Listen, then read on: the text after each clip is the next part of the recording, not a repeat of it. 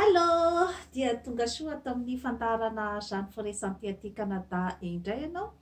Ny lohateny izay voaboasantsika anio zany a dia ny hoe maninona ny vadin'olona no manitositrana kokoa, zany hoe ny lehilahy manambady na ny lehilahy izay efa misy vehivavy mifanaritarika aminy zany. Izay zany a no ohatriny hoe manitona kokoa ny tovovavy noho ny hoe tovolahy izay mandeha irery no ahitany fiarahamonina azy zany a mandritry ny fotoana maharitraritra zany.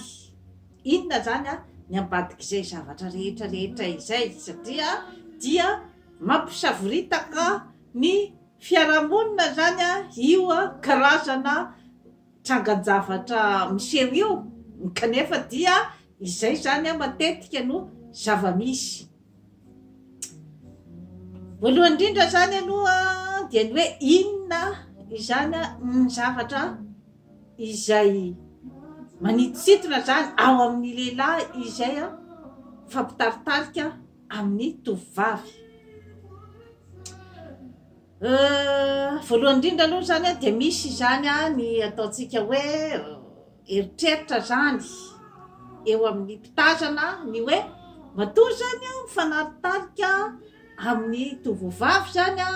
amina vehivavy iray na manambady vehivavy iray ary toa metimety ny tokantranon zareo, dia angamba zany a mety lehilahy tena mahavariana sy mahasarika tokoa angamba izy io zany. Mety misy zavatra tena mahafinaritra tokoa ny zavatra ataony amin'io vadiny io. Zay zany a matetika no tonga de ao an-tsain'ny fitazana zany, matoa metimety zany ny tokantrano iray.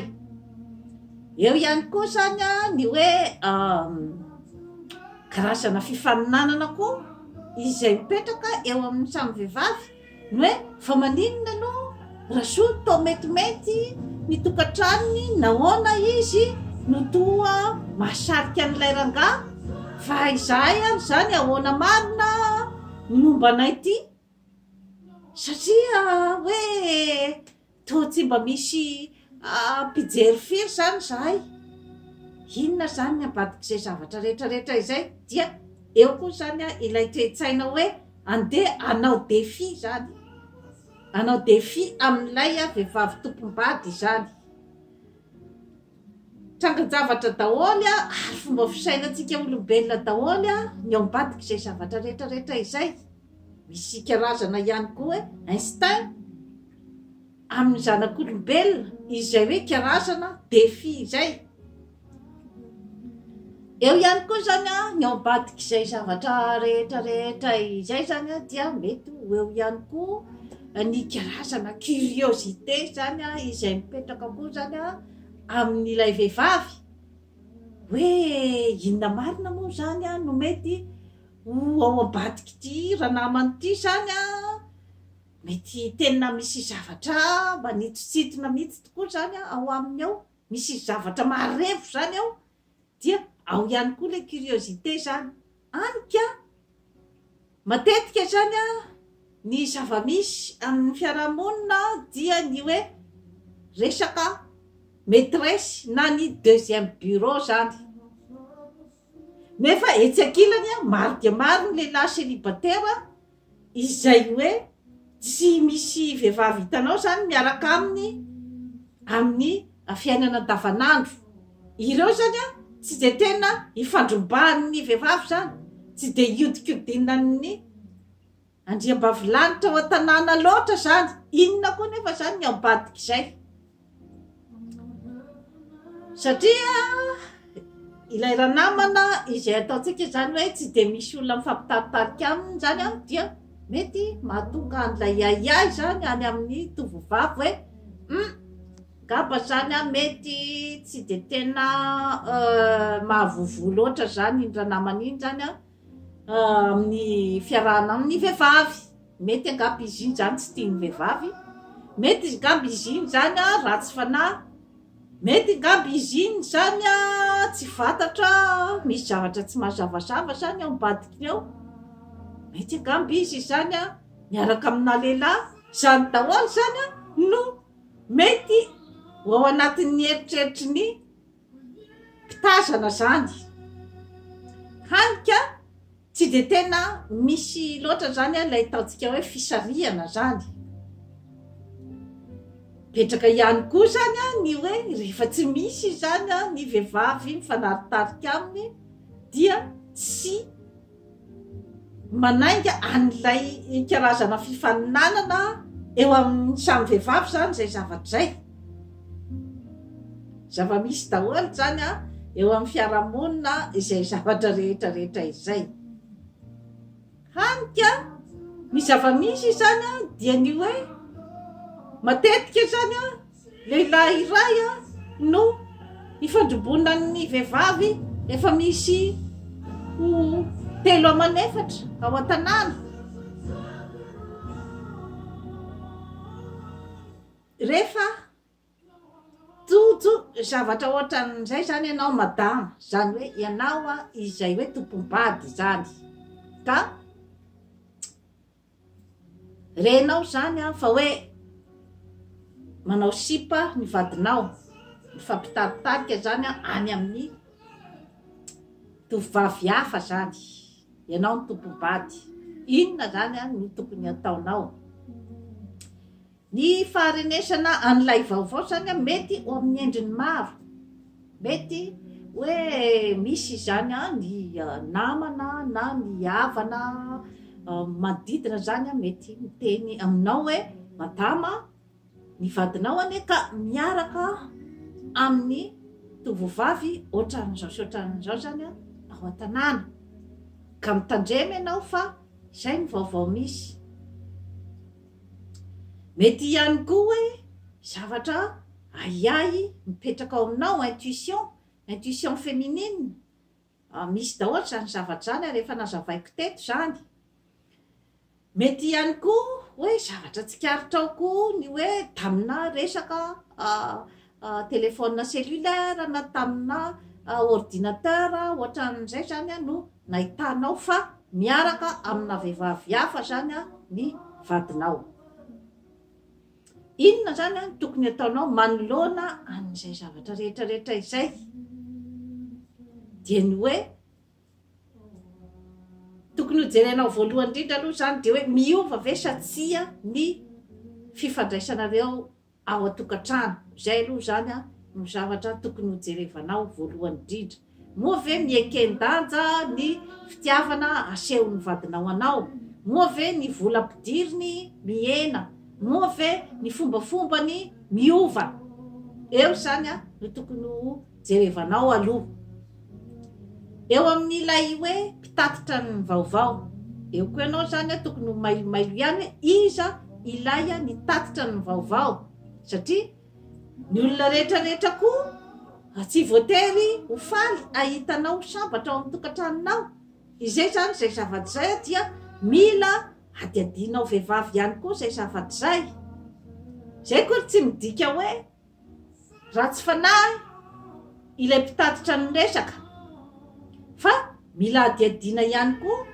ny hoe inona no antony nahatonga azy ny tatitra an'izay resaka zay. Tsy voatery ho tsaraina hoe tianakorotany izy, mety koa izy ngamba zany a mba de ampahafantatra anao, mba mailomailo anao hoe izao ny zava-misy. Nefa mety ihany koa hoe te hijery koa izy zany a ny réaction avy any aminao, hoe ampalahelo anao ve ilay vaovao, atezitra anao ve ilay vaovao, na andraisanao karazana décision izay ampikorotana ny tokantranonareo. Izay zany a fanontaniana mipetraka ihany koa ny amin'ny hoe inona zany a ny mission an'ilay mpitatitra n'ilay resaka. Fa tsy afaka zany ianao hoe no hoe tonga dia andray fanapahan-kevitra na fomba fijery tokana an'ilay mpitatitra ny resaka, satria possible daholo a zay zavatra rehetrarehetra izay zany a eo amin'ilay mpitatitra ny resaka. Ka tokony anana fitoniana zany ianao a madama rehefa mandre ny vaovao, na miteny fotsiny hoe misaotra anao zany a ny teny an'izay vaovao zay fotsiny zany a no tokony ho réaction apetraka ao fa ianao tsy tokony mampiseho atezerana, tsy tokony mampiseho alahelo, tsy tokony hiteny zavatra hafa fa miaino. Dia ny rehefa avy miaino zany a dia ny hoe mitokana kely ianao zany a rehefa avy eo a rehefa lasa ilay olona mieritreritra zany manadiady ny fisehoan-javatra rehetra satria mantsy ilay fo mafana sy ilay fo feno fahatezerana sy ny fihetsepo be loatra mantsy zany matetika no mandrendrika atsika vehivavy, kanefa mety efa mipetrapetraka tsara daholy a ny karazana fitana rehetrarehetra sy ny karazana fandrika izay anakorotanana ny tokantranonao amin'ny alalan'ny hoe fandrangitana sy ny fiandrasana ny fihetsepo avy any aminao. Teknika daholy zany zavatra rehetrarehetra izany a hanakorotanana ny tokantranonao, ka tokony ianao zany a hanana ny atao hoe fitoniana, hanana ny atao hoe faranita-tsaina ary ny fahaizana mandinika sy ny fitokisantena. Zany hoe matoa ianao no fidiny ho vadiny sy amakivaky amin'ny fiainana zany a sy ny hoe anana ny taranaka dia misy zany a ny zavatra izay a tsy ananan'ny vehivavy hafa zany a fa misy ao aminao. Petraka eo zany a izay hoe resaka fitokisantena izay. Rehefa renao zany ny vaovao a dia ny fadina zany a dia ny hoe andeha hitsenandrangahy ao anatin'ny aronotana sy ny atezerana. Tonga teto i Georgette ny teny tamiko fa hoe ianao olo hoe miaraka amin'ny Georgine. Ahoany zany? Zaraka de tena tsy mandefitra mihitsy amin'ny zavatra ohatran'izany. Fa nahoana no ampirafesina tataty tatata. Izay zany no tonga de hitsenanao a ny vadinao a dia eo zany a no mety hampikirotana zavatra maro satria lasa koa zany a rangahy fa tsy hieritreritra firiny hoe inona ny zavatra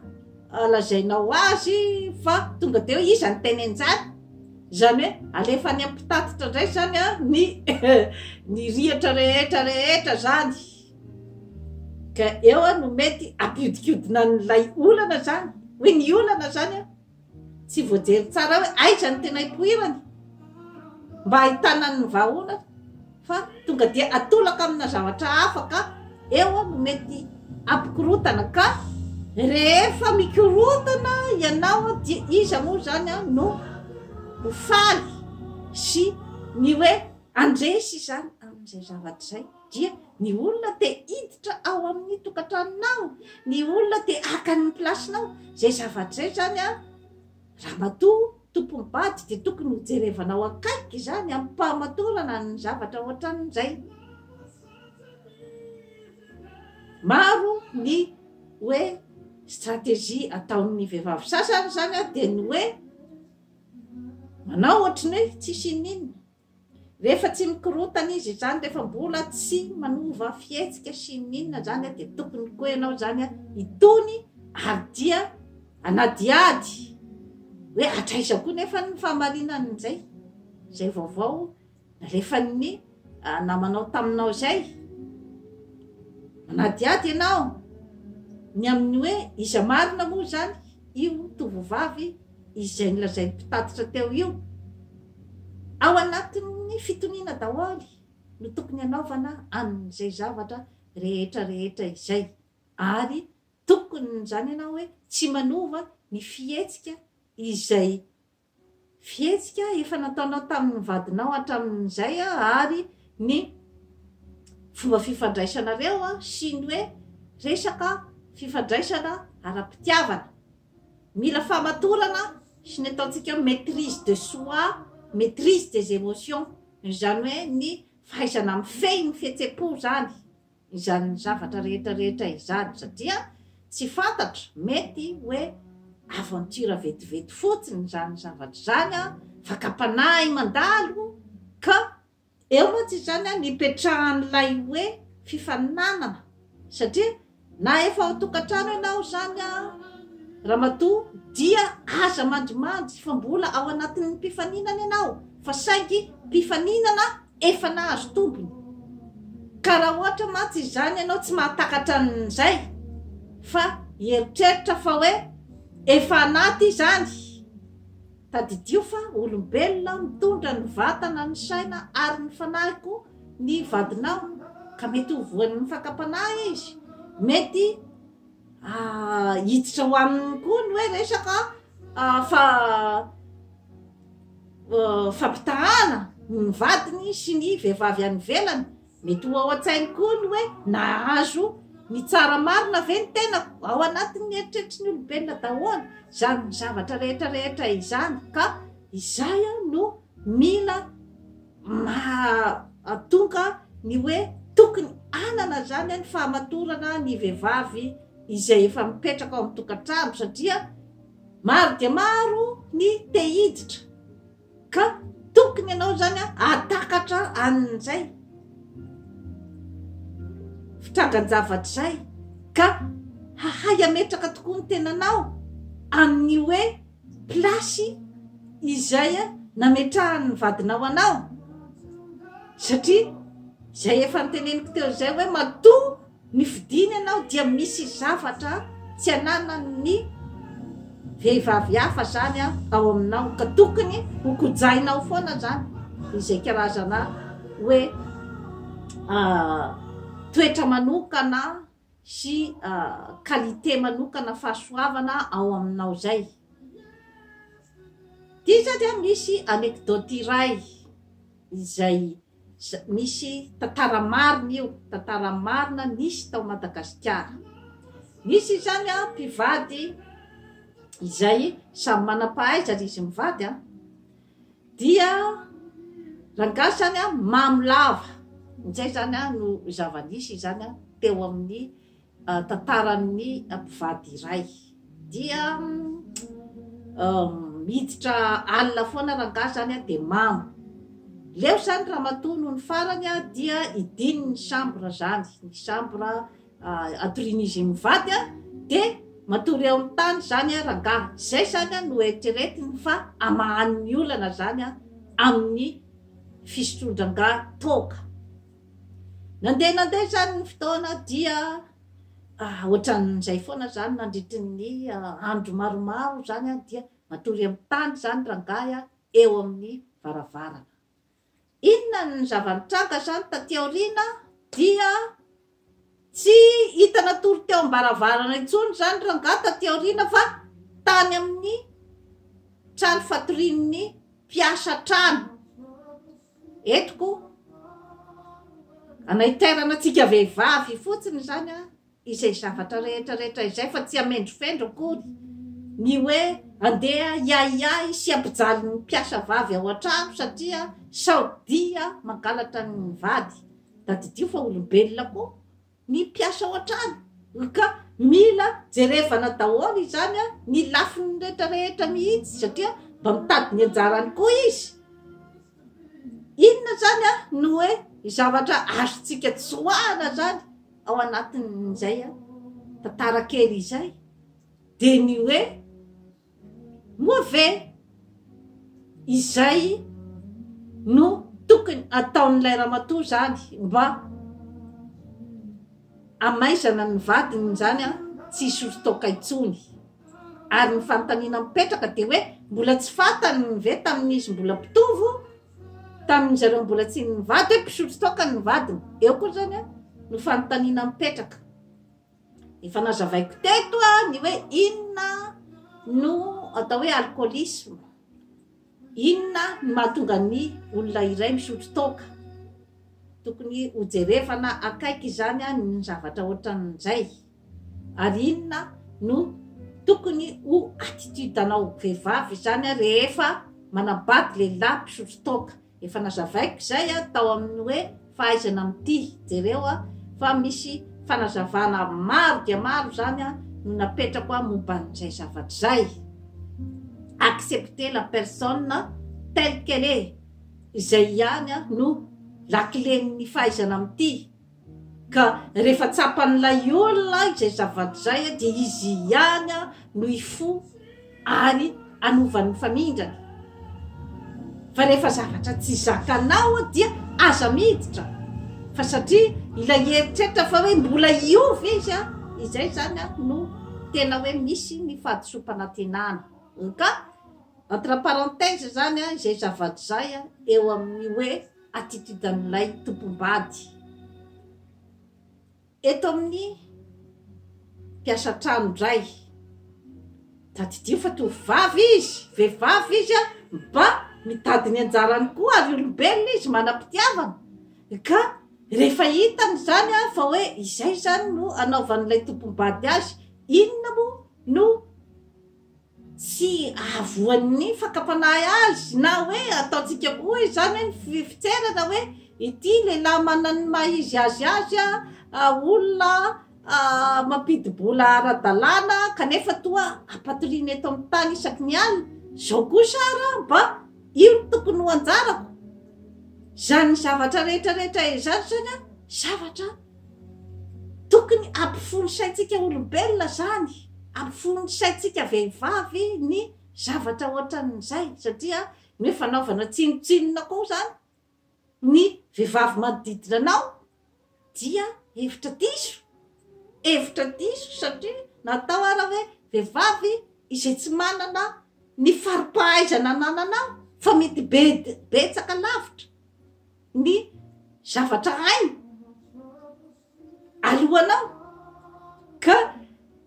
hetiko fotsiny zany zany zavatra rehetrarehetra zany a ny ampieritreretarantsika tsy fantatrao na rangako mety mahita nanao fampitahana tamin'ny vadiny novadiny sy ny vehivavy mpanampy atao trano mety nanao ny fampitahana izy hitany fa manam-panahy kokoa ngambany ilay mpanampy ary misy fisainana bebe kokoa zany tsy fantatrao zany zavatra rehetrarehetra zany ka mety izy mety tsy mamo zany tsony isan'andro izy angambany na mety manao mody mamo mba ndeha atoriny miaraka any amin'ny mpanampy izany zavatra rehetrarehetra zany zany dia tokony hiditra ny analizy tsika vehivavy daholo ny zavatra ohatran'izay